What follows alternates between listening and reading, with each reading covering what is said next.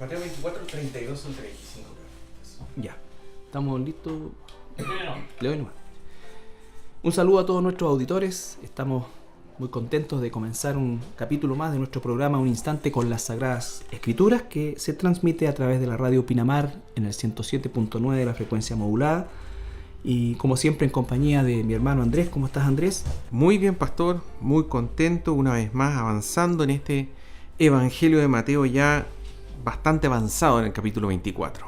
Así es, vamos a ver hoy día una porción que está en Mateo 24. Recuerde que hemos estado ya hace varios programas en este capítulo y junto con el capítulo 25 que Dios mediante veremos más adelante, estamos hablando acerca de los eventos de los últimos tiempos, del fin, y estamos atendiendo, por así decir, o escuchando la respuesta que Jesús le da a dos o tres preguntas, dependiendo cómo lo veamos, ¿no es cierto?, que sus discípulos le hacen a la salida del templo. Y justamente en relación a lo que era la magnificencia del templo y la impresión que causaba esto en los discípulos. Sin embargo, para Jesús no solamente no lo impresionaba, sino que profetizó que ese templo sería totalmente destruido, cosa que ocurrió un par de décadas después. Y él estaba hablando justamente de, o las preguntas de los discípulos iban en relación justamente, y lo podemos leer estando en el capítulo 24, ahí mismo, ¿no es cierto? El versículo 3, y estando él sentado en el monte de los olivos, los discípulos se le acercaron aparte diciendo: dinos, ¿cuándo serán estas cosas? ¿Y qué señal habrá de tu venida y del fin del siglo o de los tiempos? Y en eso ha versado todo este capítulo 24. Todo este capítulo, y un aspecto muy importante, Carlito, es que es la mitad de esa pregunta, que habla sobre su venida, sobre la venida de Jesús, la segunda venida de Jesús, y lo importante que debe ser para nosotros esta segunda venida de Jesús. Fíjate que en 2 de Timoteo 4:8 dice: por lo demás me está guardada la corona de justicia, la cual me dará el Señor, juez justo, en aquel día, y no solo a mí, sino también a todos los que aman su venida.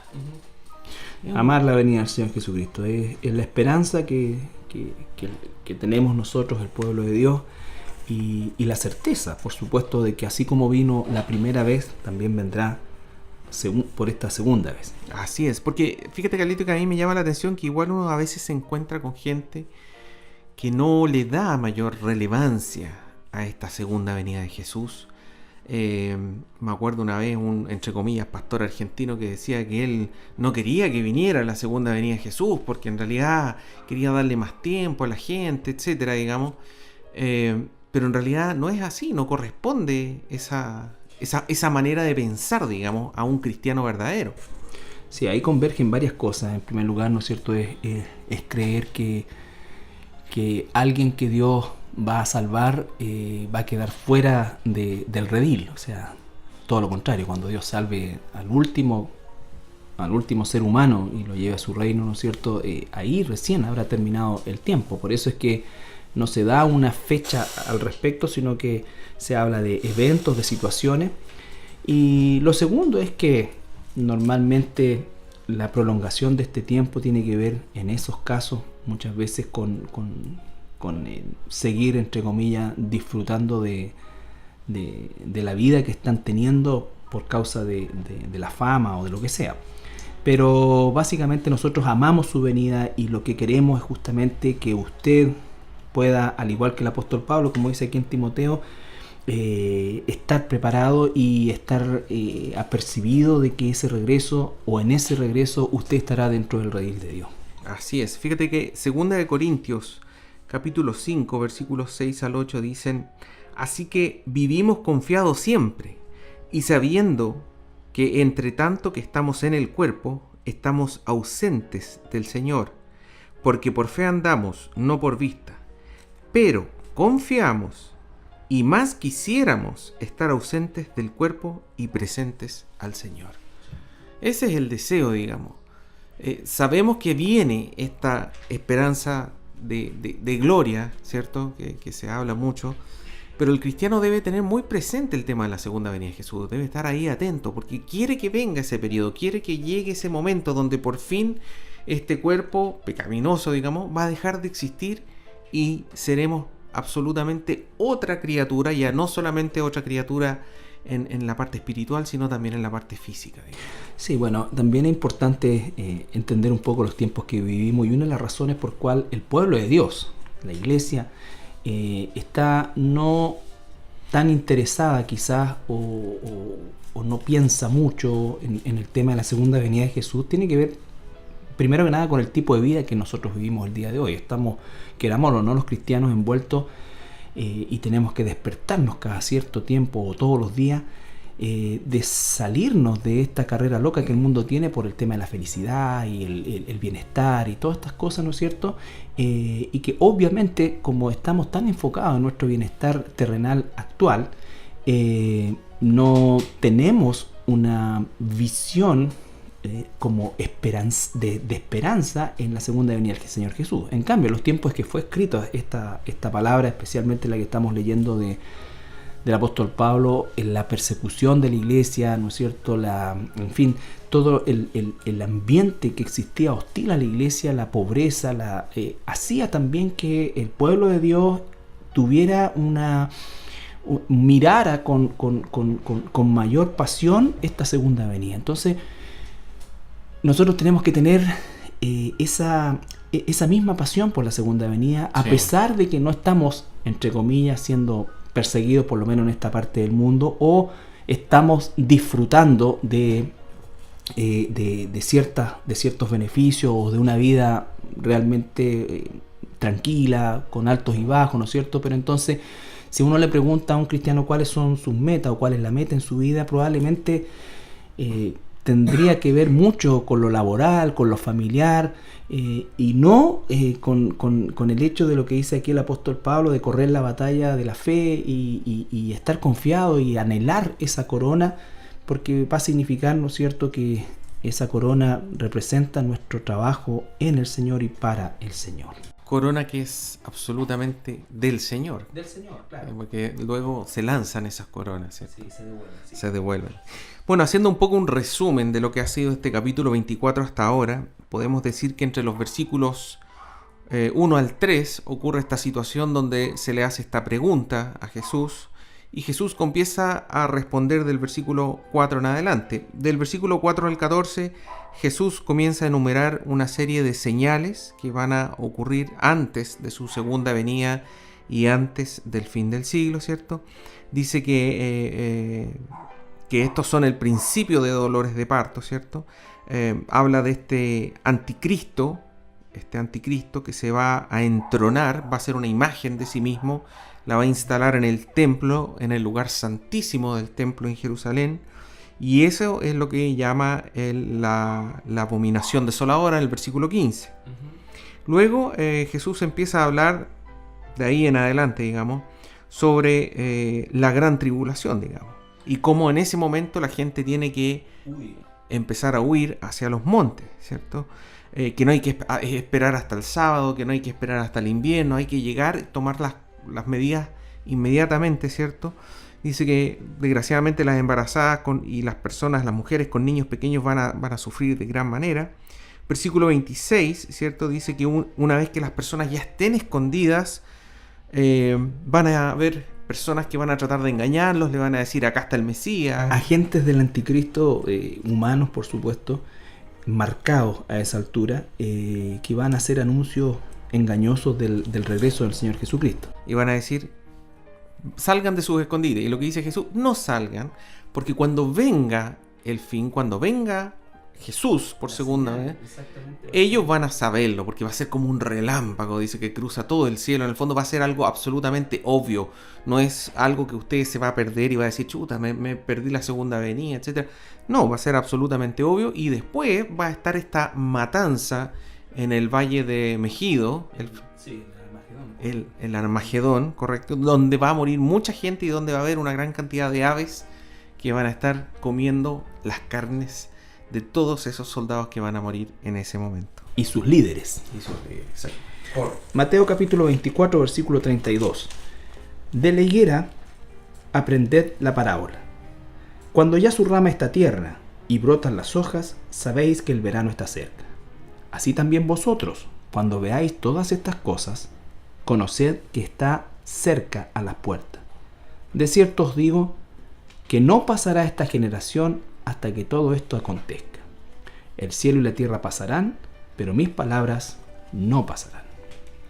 Bueno, esta parábola es increíble, pero es como un marcador en un libro, porque está justo en la mitad de las dos preguntas que le hacen a Jesús. A Jesús, en el versículo 3, le dicen: ¿cuándo serán estas cosas y qué señal habrá de tu venida y del fin del siglo? Son dos preguntas. La primera es: ¿cuándo serán estas cosas? Y la segunda es: ¿y qué señal habrá de tu venida y del fin del siglo? Y lo que hemos visto es que desde el versículo 4 hasta el versículo 31, Jesús habla de todas las señales que van a ocurrir antes de su llegada. Por otro lado, tenemos nosotros en el versículo, vamos a bajar un poquitito acá, el versículo 36, que viene después de lo que estamos viendo esta parábola, que dice: pero el día y la hora nadie lo sabe, ni aun los ángeles del cielo, sino solo mi Padre. Es decir, ahí Jesús comienza a responder el ¿cuándo? La primera pregunta, exactamente, ¿cuándo serán estas cosas? Y esta parábola está justo en la mitad. Claro, porque al no dar una fecha exacta, ¿no es cierto?, va a corroborar que todo lo anterior son señales, y que cuando la generación que vea estas señales, que obviamente no era la generación a la cual directamente le estaba hablando el Señor Jesucristo en este momento, sus primeros discípulos, cuando vieran estas señales, entonces tendríamos cercanía a esos eventos. Cercanía, correcto, claro. Y no es, bueno, Jesús habla y utiliza la imagen de la higuera, pero no es la primera vez, digamos, hay varias veces que ha utilizado esta imagen de la higuera. Por ejemplo, en Mateo 21, versículos 19 al 20, dice, cuando Jesús está acercándose a Jerusalén, ¿cierto? Dice: y viendo una higuera cerca del camino, vino a ella y no halló nada en ella, sino hojas solamente. Y le dijo: nunca jamás nazca de ti fruto. Y luego se secó la higuera. Viendo esto, los discípulos decían maravillados: ¿cómo es que se secó enseguida la higuera? ¿Cierto? Y eso tiene toda una explicación que la vimos ya, digamos, sí, sobre el tema de la religiosidad de la nación de Israel, ¿cierto? Y cómo Jesús estaba emitiendo un juicio a la nación de Israel completa, representada a través de esta higuera. Claro. Bueno, hasta el día de hoy el escudo israelita tiene hojas de higuera. ¿Por qué? Porque la higuera representa a la nación de Israel, ¿ya? Bueno, lo primero que vemos acá es la descripción de esta parábola, o de esta analogía que pudiéramos pensar nosotros, de la higuera, aprender la parábola. Y eso es súper importante, porque Jesús está enfatizando que no lo escuchen así nomás. Aprendan, pongan atención a esto. Ahora, cuando ya su rama está tierna y brotan las hojas, recuerda cuando hablábamos de el comienzo de dolores de parto. Entonces está hablando más o menos en el mismo sentido. O sea, que cuando ustedes comiencen a ver estas evidencias, ¿no es cierto? Cuando comiencen a darse cuenta, ya no que su país, su ciudad, sino que el mundo va tomando una dirección, porque hoy día todo lo que sucede es de carácter global. O sea, yo escuchaba unas noticias en la mañana que incluso en la India estaban molestos con la elección de Trump en los Estados Unidos. O sea, entonces, bueno, ¿por qué tendrían que ellos molestarse? No es su país, están a miles de kilómetros, pero todo lo que sucede hoy día, y sobre todo con los países poderosos, tiene una repercusión global, de alguna u otra manera, y todos estamos informados de lo que está sucediendo en todas partes. Entonces, no nos damos cuenta de la cantidad de información que tenemos. Bueno, todo eso era absolutamente imposible, no solamente en la época en que Jesús dijo estas palabras, ¿no es cierto?, hace 2000 años atrás, sino que hasta los albores del siglo XX o mediados del siglo XX, esto también era una imposibilidad de todo punto de vista. Por lo tanto, hay elementos hoy día que nos permiten a nosotros ir diciendo que los tiempos comienzan de alguna manera esta higuera comienza a brotar por el hecho de que, por lo que estamos hablando, o sea, ya viene el tiempo. Los cambios climáticos no tienen un efecto local, sino que tienen un efecto global. La economía está completamente globalizada, en fin. Todas las cosas nos afectan a todos de alguna u otra manera. Entonces es increíble, cuando pasa algo en un lugar X, la bolsa de valores se cae inmediatamente y es porque la interconexión económica, que es uno de los elementos que va a llevar, ¿no es cierto?, adelante, o que lleva adelante este tema de la globalización, nos muestra que hoy, o en esta época, nosotros ya podemos comenzar a ver esos brotes, y yo tengo, por lo menos en lo personal, esa convicción. Fíjate que justamente en este periodo, cuando brotan estas hojas, cuando salen de las ramas, digamos, es lo que se conoce como la primavera. Y eso también es una señal que ya viene y se acerca el verano, que es cuando ya el fruto está terminando su proceso y se acerca el momento de la cosecha.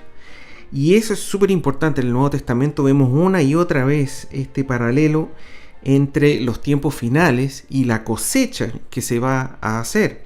En Mateo 3, versículos 11 al 12 dice este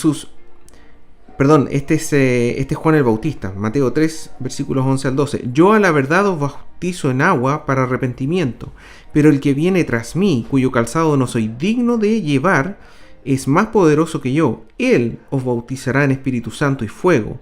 Su aventador está en su mano y limpiará su era y recogerá su trigo en el granero y quemará la paja en el fuego que nunca se apagará. Entonces, es una cosecha. Es el fruto y la cosecha. Ya llega el momento de que se empiecen a dar los frutos esperados. Y todo aquel que entrega fruto, todo aquel que es hijo de Dios, va a ser llevado al granero, dice. Sí. Y todo aquel que no es hijo de Dios, es hijo del diablo. Se lleva el aventador. Exactamente, va a ser llevado. El aventador es como tridente también grande, a veces se le llama, que lanza el trigo al aire y finalmente los granos quedan abajo. Y la paja es la que vuela, y vuela con el viento, digamos, es llevada por el viento a otro lugar, y ahí se recoge la paja y se quema, como dice ahí.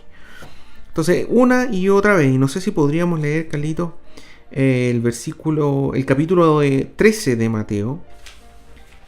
Mateo capítulo 13, versículos 24 al 30, que es parte de la parábola del trigo y la cizaña.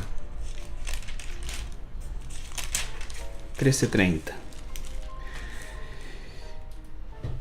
Dejad crecer juntamente lo uno y lo otro hasta la siega. Y al tiempo de la siega yo diré a los segadores: recoged primero la cizaña y atadle en manojos para quemarla, pero recoged el trigo en mi granero. En mi granero, exactamente. Esta es una parábola que se le conoce como la parábola del trigo y la cizaña, ¿cierto? Sí. Y es un tiempo de juicio, de crecimiento, de que va a dar fruto, y que el trigo da el buen fruto, la cizaña da el mal fruto, porque eso a veces uno se equivoca, pero da mal fruto. El mal árbol, dice Jesús, va a dar mal fruto. Y en Mateo, un poco más adelante, Mateo 13, versículos 36 al 43, Jesús explica esta parábola. Y va con mucho detalle y va plenamente asociado a lo que encontramos en Mateo 24. Entonces despedía a la gente, Mateo 13:36. Entró Jesús en la casa, y acercándose a él sus discípulos le dijeron: explícanos la parábola de la cizaña del campo. Respondiendo él les dijo: el que siembra la buena semilla es el Hijo del Hombre. El campo es el mundo. La buena semilla son los hijos del reino, y la cizaña son los hijos del malo. El enemigo que la sembró es el diablo. La siega es el fin del siglo, y los segadores son los ángeles. De manera que como se arranca la cizaña y se quema en el fuego, así será en el fin de este siglo.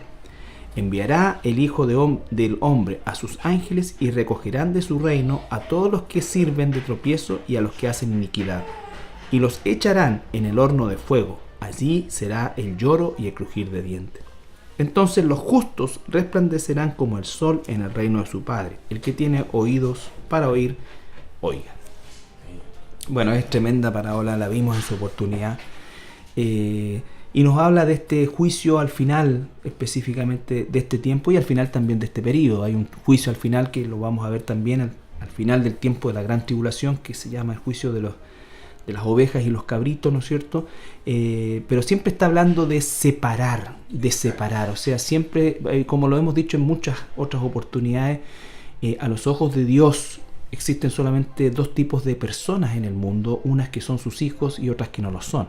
Y las que no lo son, no es que no tengan una paternidad, dice vuestro padre es el diablo. Entonces, eso es fundamental. Aquí estamos nosotros exponiendo el Evangelio de Mateo, y la palabra Evangelio es la buena noticia. Y la buena noticia es que si usted está en esa condición, en Cristo tiene esperanza de salvación y vida eterna. En el fondo, ese es el propósito de todo esto. Le estamos contando una historia que todavía no va a suceder, pero todos los días se está acabando la historia de millones de personas que mueren sin Jesús. Entonces, esa es la buena nueva en el fondo. Usted no necesariamente tiene que esperar está condenado al infierno eterno. Esa es la buena nueva. Jesús, por medio de lo que Él hizo en el Evangelio, el que podemos leerlo en los 4 Evangelios, ¿cierto? Él permitió que el reino de los cielos se acercara a nosotros, que merecíamos todos ir al infierno y al lago de fuego eterno, digamos. Y que no merecíamos que Él tomara el precio de nuestra culpa, y que menos merecemos que Él nos salve. Pero ese es el Evangelio, por eso es la mejor noticia que usted pudiera recibir. Y el tiempo que está describiendo aquí el Señor, ¿no es cierto?, es un tiempo que no lo vemos tan lejano. No estamos en posición y jamás estamos y debiéramos nunca nadie dar una fecha al respecto o nada, pero sí recuerden ustedes que acá nos está hablando no de fechas, que era lo que probablemente los discípulos querían. Y que todo el mundo quiere, ¿no es cierto? Sino que está hablando de señales. Y está hablando de señales y está diciendo que cuando estas señales, ya sea por medio de la analogía del parto, ¿no es cierto?, donde empiezan estos dolores de parto, o en este caso cuando empieza a florecer la higuera y sabemos que es inminente el nacimiento y es inminente el verano, entonces nosotros o las personas debiéramos saber que está cerca ya el regreso del Señor Jesucristo. Versículo 33 dice: así también vosotros, cuando veáis todas estas cosas, conoced que está cerca, a las puertas, dice. A las puertas. Está ahí esperando, está ahí afuerita, digamos. Sí, ¿Ah? Exactamente. No falta nada. Y es por eso, es lo mismo que estabas diciendo tú, Carlito, en el fondo, cuando veáis todas estas cosas. Cuando dice, así también vosotros se refiere a las personas que están viviendo ese periodo. No son los discípulos, no son las personas del segundo siglo, tercer siglo, cuarto siglo, etcétera, digamos. No son las personas que hayan muerto. Esto está orientado a aquellas personas que van a vivir ese momento, van a vivir la tribulación y la gran tribulación. Y esas personas, cuando vean todas estas cosas, ¿qué son todas estas cosas? Todas las señales que ha dado Jesús. A partir del versículo 4 en adelante, señales genéricas como guerras y rumores de guerra y hambruna y persecución, cosas que se han dado, pero también cosas bien específicas como vimos nosotros, la abominación desoladora. Eso es lo más específico. Y cosas también que nosotros podemos decir que nunca han ocurrido, como por ejemplo en el caso de el sol que se va a oscurecer, la luna también, las estrellas. Y además también todas las señales genéricas que tú dices que es cierto que han ocurrido siempre, pero una de las claves de esto es lo que estábamos conversando al principio del programa, que es la globalización y la implicancia en que todos los países del mundo se ven afectados en los conflictos que ocurren a muy lejana distancia de nosotros, ¿no es cierto?, pero que tienen una implicancia, y no solamente tienen una implicancia, sino que nosotros nos enteramos de los conflictos. Yo me recuerdo, pero patente, el giro que ocurrió en cuanto al periodismo bélico, a los periodistas bélicos, a partir de la guerra del Golfo Pérsico.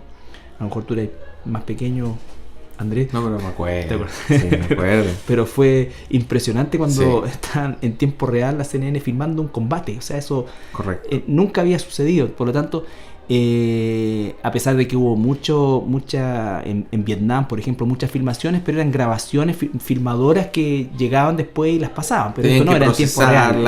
Editarla en muchos casos, pero aquí no. Entonces, a eso me refiero, o a eso nos referimos, mejor dicho, con la inmensa diferencia en cuanto a las implicancias que tienen, en este caso, las guerras que está nombrando aquí Jesús, ¿ya?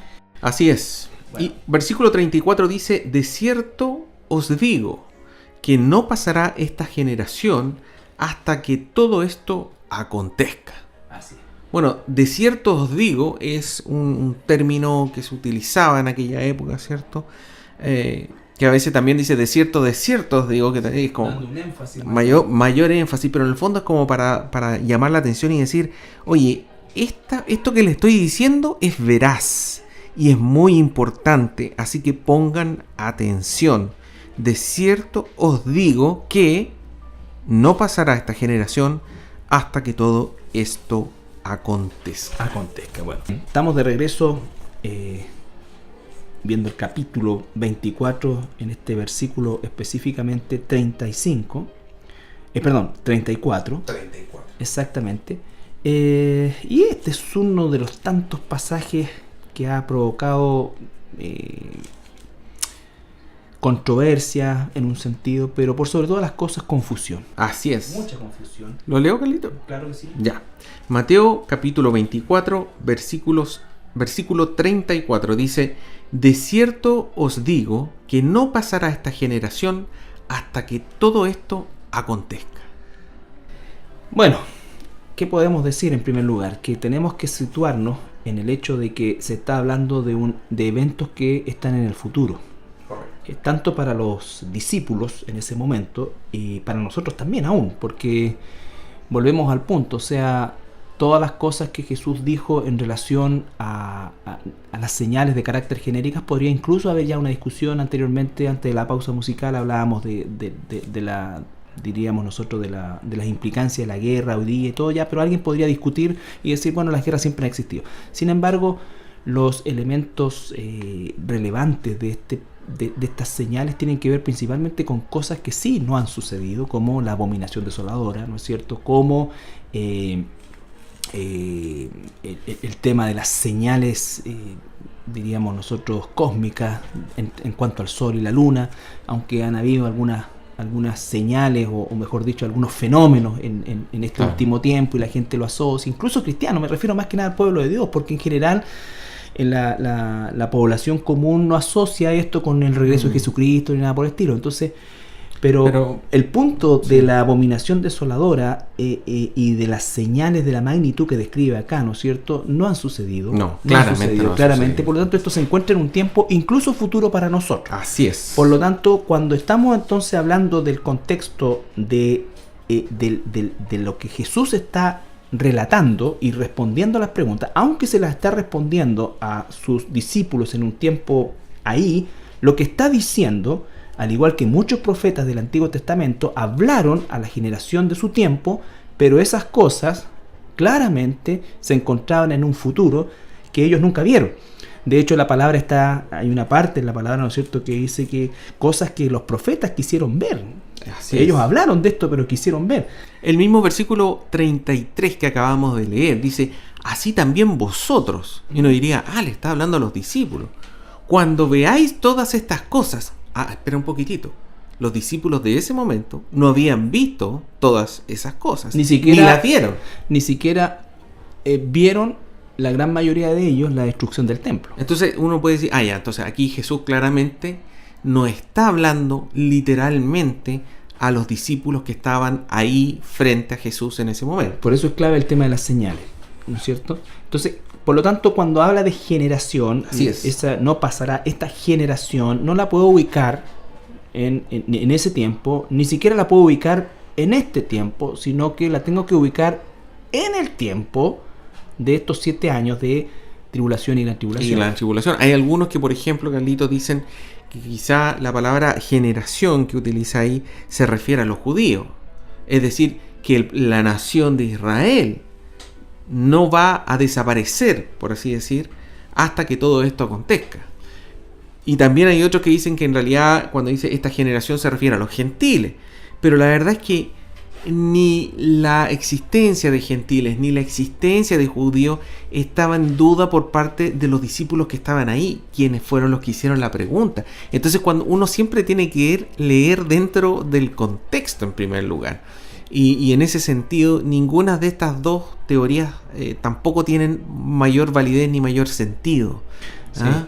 Yo me recuerdo que quizás la que ha provocado la mayor confusión estuvo en el nacimiento tanto del movimiento adventista como de los testigos de Jehová, que ellos piensan o decían que en el caso de los adventistas cerca de 1700 y algo que Jesús iba a regresar, y entonces comenzaron a contar la generación de ahí en adelante, y los testigos de Jehová que Jesús primero iba a regresar en 1914, después en 1917, después en 1927, y por lo tanto cuando se murió la generación se suponía que los que habían nacido en esa fecha, y entonces esto se empieza a perder y empieza ya a transformarse en una cosa burda. Es una cosa absolutamente ¿Por qué? burda. Porque una vez más tratamos de dar fechas cuando Dios nunca entregó fechas, sino que entregó señales, y por medio del Espíritu Santo hoy a nosotros nos puede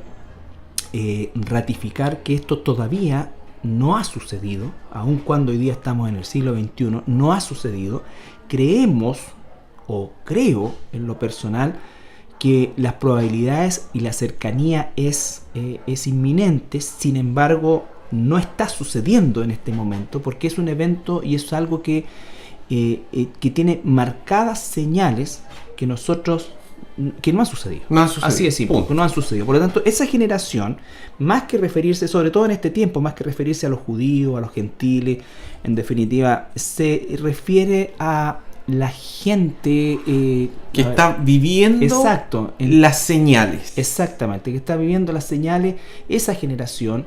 Ellos son los que en definitiva lo que está diciendo no va a pasar esta generación, significa también, y se deduce que habla de que va a haber sobrevivientes de esa generación, muchos sobrevivientes de esa generación, que obviamente en proporción a los que van a morir va a ser muy inferior, pero va a haber sobrevivientes. Recuerde que tanto judíos como gentiles convertidos, ¿no es cierto? Y gentiles no convertidos. Por eso hay un juicio antes del milenio, que lo vamos a ver también, que es, por llamarlo de alguna manera, la última limpieza que hace el Señor, porque alguien me decía la otra vez, bueno, y esa persona que nunca se convirtió, pero que sobrevivió a estos 7 años, va a entrar al milenio. No, a nadie se va a colar, que Dios no es como nosotros. Claro. Entonces va a entrar solamente los que son pueblo de Dios. Entonces, ese juicio de las ovejas, los cabritos, y en fin. Pero el tema de la generación se está refiriendo a esa gente, no ni siquiera a nosotros, porque si somos la iglesia hoy día, nosotros seremos raptados. Y ese es otro tema muy importante, Carlito, el tema del rapto. La iglesia que nosotros conocemos hoy en día no va a estar presente en la tribulación ni en la gran tribulación, porque va a ser raptada antes. Eso es lo que nosotros creemos, en virtud, por supuesto, de todo lo que la Escritura nos muestra, porque tenemos otras posiciones que no las vamos a tratar, por supuesto, pero el tema nos hace sentido en el hecho de que justamente la iglesia, al ser raptada en la posición doctrinal, podríamos decir nosotros, pretribulacional, ¿no es cierto? Claro. Antes de que comience la tribulación ya va la iglesia deberá salir conforme a lo que nosotros entendemos en la Escritura. Por ejemplo, Carlito, Apocalipsis capítulo 2 y 3 habla de las iglesias, la iglesia. Apocalipsis capítulo 4 y 5 habla de la iglesia en el cielo, inmediatamente. Y Apocalipsis capítulo 6 en adelante ya desaparece la iglesia.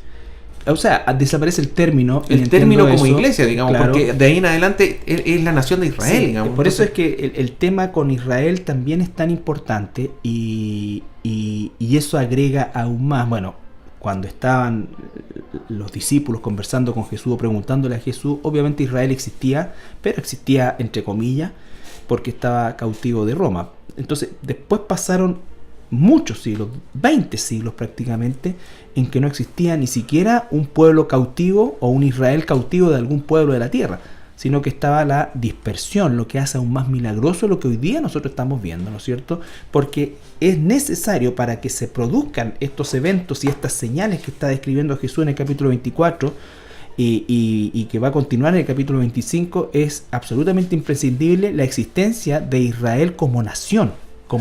Claro. Israel, la higuera otra vez restablecida. Así es.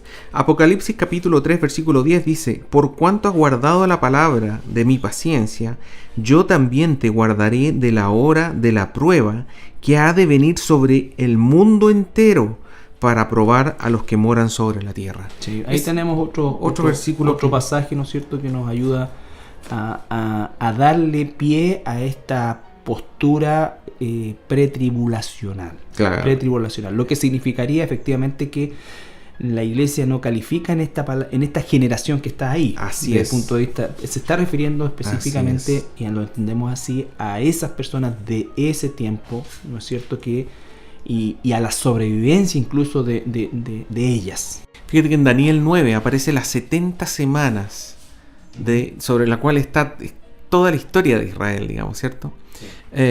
Sí, eso es importante. Sí, sobre 69 semanas la iglesia no tiene nada que ver. ¿Por qué tendría que ver la última? ¿Por qué va a tener un rol en la semana 70, la última semana? No, es la historia eso es muy sobre importante. la nación de Israel. Eso es muy importante, sí. Entonces, como le vuelvo a insistir, o sea, es lo que entendemos a la luz de algo, entendemos a partir de los fundamentos bíblicos o de la evidencia bíblica que damos esta posición, ¿no es cierto? Y que definitivamente habla de que lo que dijiste tú es muy importante. Estas 70 semanas, claramente dice la palabra, ¿no es cierto?, están determinadas sobre tu pueblo, que no somos nosotros, y sobre tu ciudad, que es Jerusalén. De hecho, estos eventos, cuando habla de huida a los montes, todo se está refiriendo a Jerusalén. Sí, los que están ¿no es cierto? Ni siquiera en la Galilea, porque la Galilea es plana. Entonces, los montes empiezan en Jerusalén. Correcto. Entonces, por lo tanto, es bien específica esta semana 70. Así que... Bueno, llegamos al versículo 35 que dice: el cielo y la tierra pasarán, pero mis palabras no pasarán. Exactamente. Bueno, la primera parte que dice el cielo y la tierra pasarán ya es una tremenda declaración de parte de Jesucristo, porque lo que Él está diciendo es que todo lo que nosotros estamos viendo, todo lo que hay en los cielos, en el cielo inmediato y el universo y la tierra, nuestra tierra, el planeta completo, ¿cierto?, van a pasar, van a terminar, se van a acabar, digamos. Fíjate que acá Jesús se pega un salto del milenio. Sí. Se va a después del juicio. Correcto. Después del milenio, después de todo. Todo va a pasar, todo se va a acabar en algún momento. Pero, dice, mis palabras no pasarán. Qué maravilloso. Y la palabra de Dios es eterna. Esa es una declaración tan fuerte, tan poderosa, digamos, que uno tiene que entender que a través de este tipo de aseveraciones que decía Jesús, Él se estaba diciendo Dios, digamos. O sea, Él no estaba diciendo yo soy un mensajero más, yo soy un enviado más. No, ¿cómo alguien va a decir, oye, todo se va a acabar, la tierra, el planeta, los cielos, las estrellas, todo, pero mis palabras no van a pasar, no se van a acabar? Bueno, Jesús lo dijo y se presentó de tal manera en todas las declaraciones. Uno cuando, por ejemplo, estudia los famosos yo soy, que no es otra cosa que llamarse Dios, del Evangelio de Juan, que son por lo menos 14, él dice: yo soy la resurrección y la vida, yo soy nadie viene al Padre, el camino, la verdad y la vida. Entonces él hace declaraciones de sí mismo que no podrían caer en otra categoría que no fuera que Él es Dios. O la otra opción es que simplemente Él mentía, o como dicen algunos, estaba trastornado mentalmente. Claro. Pero si fuera cualquiera de las dos, o cualquiera de esas dos, Jesús no valdría la pena ser un discípulo, ni menos dar la vida por Él. Pero la mayoría de la gente no dice que estaba loco o que mentía. La mayoría de la gente dice, no, yo creo algunas cosas, Él era un buen maestro, pero Él no decía que Él era un buen maestro, Él decía que era Dios. Exactamente, por el hecho de ser Dios, obviamente que era no un buen maestro, el mejor maestro. Bien, vamos a nuestra segunda pausa musical y regresamos. Bien, regresamos de nuestra pausa musical y así es. Vamos a introducirnos un poco ya al tema de lo que probablemente sería el próximo programa. Pero hasta aquí hemos analizado básicamente, como decía Andrés, toda la primera gran sección de los primeros 30 versículos relacionados con las señales, y después este interludio que va a conectar con lo que sería la primera pregunta en cuanto al tiempo. Y aquí va a rematar, ¿no es cierto?, Jesús diciendo o haciendo una declaración absoluta respecto a lo que ha sido uno de los grandes problemas, ¿no es cierto?, de la religión en general en cuanto al día y la hora.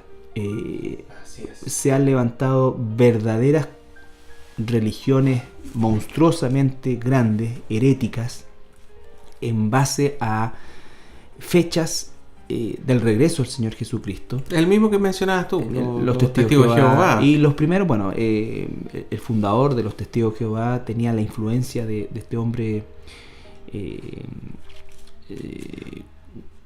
era de apellido, si no me equivoco, Schmid, creo, el de los adventistas. No, Miller, perdón. Miller, sí. Claro, él que un siglo antes había lanzado todo este tipo de profecías del regreso del Señor Jesucristo, lo que provocó un tremendo problema social, incluso en los Estados Unidos de aquel entonces, porque la gente vendió sus propiedades, regaló, en fin, se volvió loca y se fue a esperar este segundo regreso. Claro, ya no tiene sentido ya. Vamos a ser llevados de acá. Exactamente. Russell, el fundador de los Testigos de Jehová, tomó las enseñanzas de Miller, las torció otro poco, ¿no es cierto? Y él... ¿Y por qué no? Claro, fue más audaz, ¿no es cierto? Y dio día, hora, fecha, en fin, y una serie de otras cosas. Y bueno, ya vemos que esos fracasos fueron sucesivos, las 3 fechas que dieron. Y lo terrible es que eso no terminó ahí. Correcto, porque el Antiguo Testamento era muy claro respecto a qué pasaba con los falsos profetas. Sí, en Deuteronomio dice claramente que debía morir apedreado, y ellos... Inmediatamente, o sea, no era, oye, esperemos la segunda profecía, quizá la primera no la chuntó, pero la segunda, bueno, no, esperemos la tercera. No, si la persona decía que yo he recibido profecía de que tal o cual cosa va a ocurrir, y no ocurre, porque él daba día, hora, etcétera, digamos. Dice la palabra, el tal profeta no habla por mí. Así es. Y el tal profeta debe morir. Inmediatamente apedreado. La lapidación, sí. Y por lo tanto, eso es algo pero terrible y que desgraciadamente, Carlito, vemos hasta hoy en día. Sí. Vemos hasta hoy en día. Yo me espanto cada vez más cuánta gente está enfocada en la profecía. Oye, el hermano recibió una visión, la hermana recibió una visión, tuvo un sueño donde aparece esto. Hermanos y hermanas, si ustedes realmente son hijos de Dios, lean la Escritura. No le da mayor importancia a eso. Lo principal en nuestra santidad, en nuestra santificación, es el velar atentamente, el ir viendo nuestras vidas, trabajar en Gálatas 5, 22 y 23, el fruto del Espíritu. Eso es lo que tenemos que hacer, y eso es lo que nos llama el Señor día tras día tras día. Estas otras cosas es como si yo tuviera una torta, digamos, y yo me fijo que allá abajito en la torta, en un lado, hay una pelotita de chocolate, y agarro esa pelotita de chocolate y hago toda una doctrina en torno a eso, y eso es lo principal, ¿te fijas tú? No, la Escritura, el Evangelio, es una semilla que es implantada en los corazones de los hombres, y es una semilla que contiene una serie de conceptos e ideas pero donde este tipo de cosas es la nada misma y debe ser realmente extirpado. O sea, mire, si el hermano tuvo una profecía y se cumplió, qué bueno, puede que ocurra. Un poco lo que estabas hablando tú hace poquito con una persona que te estaba preguntando, pero eso no es lo central para nada. No. ¿Te fijas tú? No, yo de verdad son temas que, como digo, han traído mucho confusión, y las falsas doctrinas versan sobre promesas que la Escritura no da, fechas que la Escritura no ha entregado, sucesos que la Escritura no ha descrito. Entonces, todo eso alimenta este pseudo cristianismo muchas veces, y específicamente esto de los días, las fechas, las horas, es parte de lo que la gente quiere. La gente no quiere someterse a la voluntad de Dios. Nosotros como hijos de Dios, ya siendo hijos de Dios, debemos velar por nuestra santidad, y debemos también promover el Evangelio de nuestro Señor Jesucristo en el tema, ¿no es cierto?, lo que se refiere al evangelismo. Pero el evangelio no es explicar estas cosas, sino que el evangelismo es presentar a Jesús, llamar al arrepentimiento a las personas y extenderles la necesidad de volverse a Dios, de arrepentirse y de reconciliarse con Dios, como lo dice Pablo. El versículo 36, Carlito, es tajante además, porque dice: pero el día y la hora nadie la sabe, ni aun los ángeles de los cielos, sino solo mi Padre. O sea, hasta Dios Hijo. En ese momento, Él se estaba sujetando a su Padre, en el sentido de decir: ¿sabes qué? Ni yo lo sé. Dios Padre lo sabe. Mi Padre lo sabe. Ni yo. Pero ¿acaso me va a decir que Juan Pérez va a saber lo que ni siquiera los ángeles sabían, o ni siquiera Jesús sabía en ese momento? No. Y es más, si usted, hermano, hermana, va a una iglesia y alguien se le acerca y le dice: hoy tuve un sueño, hoy tengo una palabra para ti, tengo una profecía, etc. Dios me dijo que me tenía que casar contigo. Ay, por favor, tengamos sentido común. Si alguien le dice le va a ir muy bien, usted tiene que decir: bueno, ¿qué me va a ir bien? Explícame, porque si me va a dar una profecía tiene que ser específico. No me vengas a decir te va a ir bien, porque eso es como leer el horóscopo en los días domingos, digamos. Sí. No, sé específico. ¿Qué me va a ir bien? ¿En qué me va a ir? No, es que en realidad, hermano, yo era una palabra de buenas intenciones. Sí, uno puede, eso es otra cosa. Deme una buena intención, dígame: hermano, ojalá que le vaya bien, Dios quiera, que lo proteja, lo cuide. Perfecto. Pero no me venga a decir: tengo una profecía para ti, hermano. No. Entonces debemos... Y aparte, Carlito, que también es súper importante. ¿Por qué Dios no nos da la hora ni la fecha? Por lo que nos conoce, pues. ¿Qué pasaría si nosotros supiéramos el día, la hora exacta, digamos, donde se acaba el mundo? Es lo mismo que si supiéramos quién es salvo y quién es no, y quién va a recibir y quién no va a recibir al Señor. Haríamos acepción de personas y con suerte nos dedicaríamos a los que supuestamente son salvos, y probablemente esperaríamos hasta el último minuto, entre comillas, para ponernos a cuentas con Dios. Sí. Y por eso Jesús también nos dice una y otra vez: velad, es decir, estar atento, porque nosotros no nos debemos quedar dormidos, porque nosotros no sabemos, así como tampoco uno no sabe que va a venir el ladrón en la noche, ¿cierto? Así uno tampoco sabe cuándo va a venir el fin. Y eso es para que nosotros no nos dejemos estar, sino que estemos atentos, como si ahora se acabara el mundo. Exacto, vivir el día como si realmente el Señor volviera hoy. Esa es la idea.